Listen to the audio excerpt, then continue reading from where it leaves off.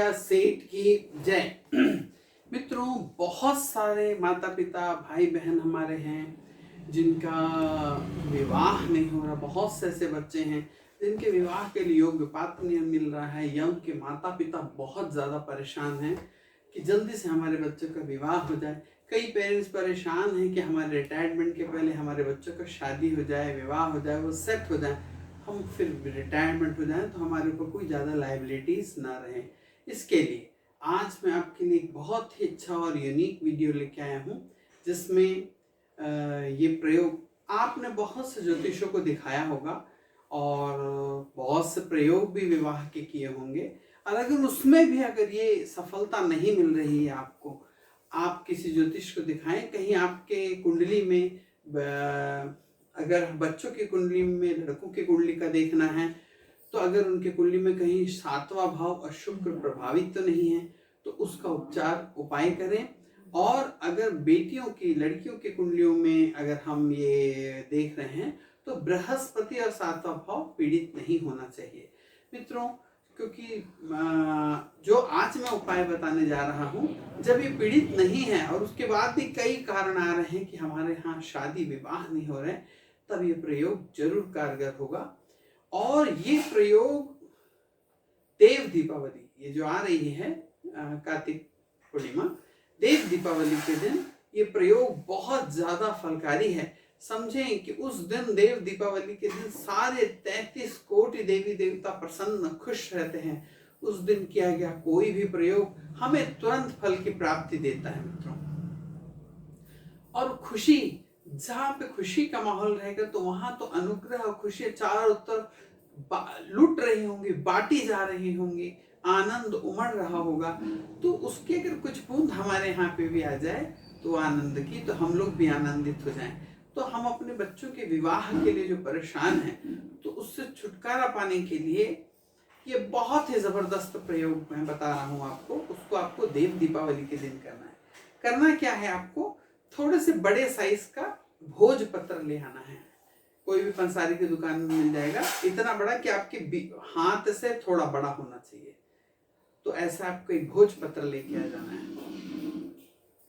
लड़का और लड़की दोनों के लिए अगर आप कर रहे हैं या अलग अलग कर रहे हैं, तो उनके लिए उनके हाथ में, लड़के कर रहे हैं तो राइट हैंड में आप हल्दी लगा दीजिए, और उस भोजपत्र के ऊपर में उसके हाथ का छप्पा लगाना है। लड़की के लिए भी राइट हैंड में ही लगाना है हल्दी, लेफ्ट हैंड में नहीं लगाना है, राइट हैंड में ही हल्दी लगा के उसका एक छप्पा आपको वो भोजपत्र के ऊपर में एक हाथ की छाप ले लेनी है।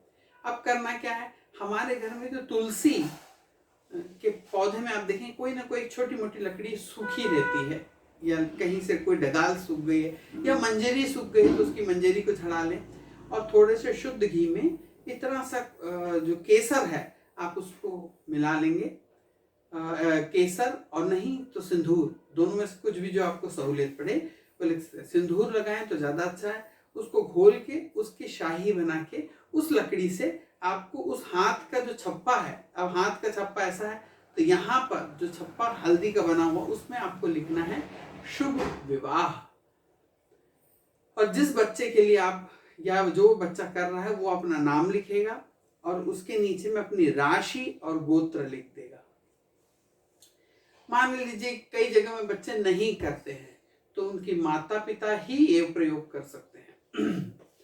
और अगर बेटों के लिए प्रयोग किया जा रहा है, घर में लड़कों के लिए प्रयोग किया जा रहा है, तो आपको सफेद आसन, सफेद ऊन का आसन लेना है मित्रों। कपड़ा के आसन में कभी नहीं बैठना चाहिए, इससे दरिद्री आती है।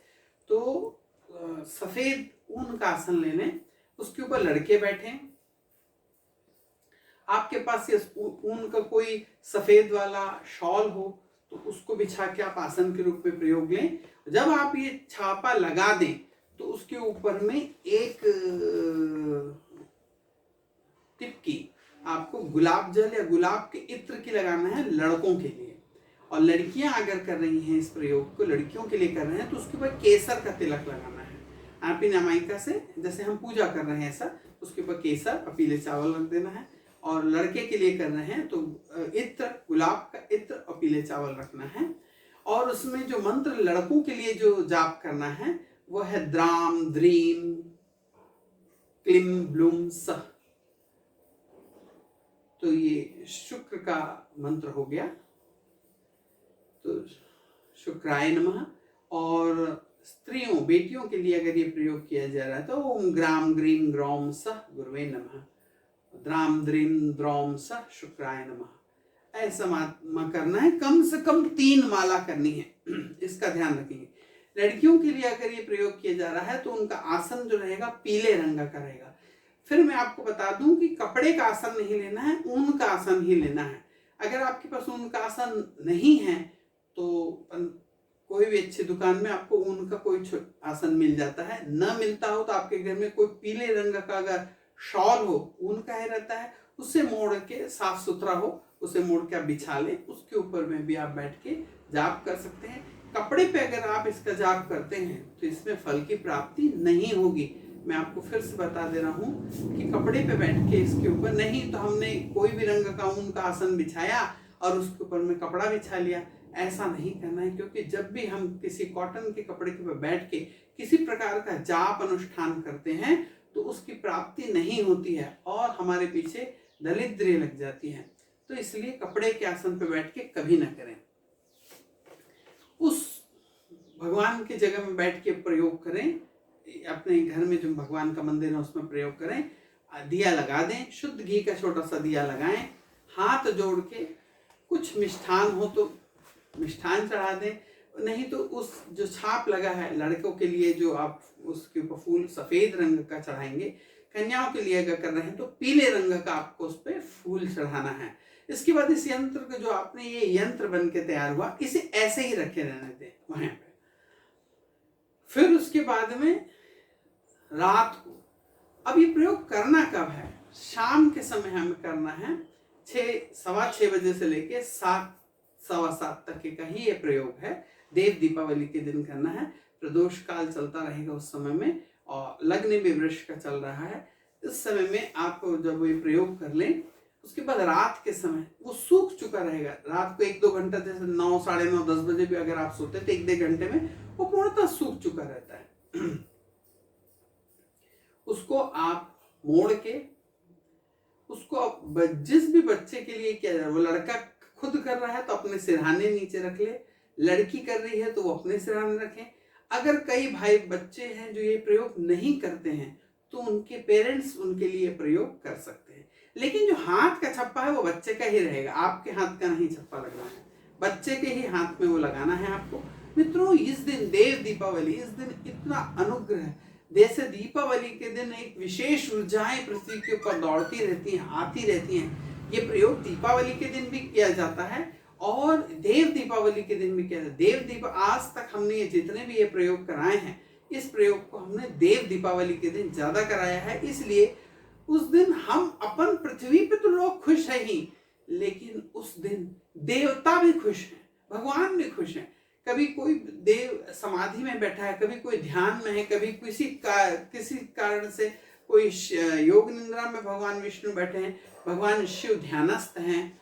लेकिन देव दीपावली के दिन सारे देवता, सारे भगवान प्रसन्न रहते हैं, खुश रहते हैं। उस दिन माता लक्ष्मी ने जो पुण्य राजा बलि से वापस लेके आई थी, उसका हर्ष उल्लास मनाया जाता है। और उसी दिन हमको 3 गुना दीपावली का जो पूजा का फल है वो 300 गुना बन के वापस मिलता है। इसका प्रयोग मैंने आपको कार्तिक पूर्णिमा वाली वीडियो में बना चुका हूँ, आप उसे जाके जरूर देख लें, बिल्कुल ना छोड़ें। और मित्रों, जल्दी से जल्दी वीडियो को सब्सक्राइब कर दें। मित्रों, बहुत सारे हमारे आसपास में ऐसे बच्चे हैं जिनका विवाह नहीं हो रहा या उनके माता पिता परेशान हैं, तो इस वीडियो को उन तक जरूर पहुंचा दें। अगर उनका भला होगा, कर भला होगा, भला वाला तो सिस्टम आप जानते ही हैं। और शॉर्ट वीडियोस भी हमारे बहुत अच्छे आने हैं, उन्हें भी देखें, सब्सक्राइब करें और ज़्यादा से ज़्यादा शेयर करें। राधे राधे।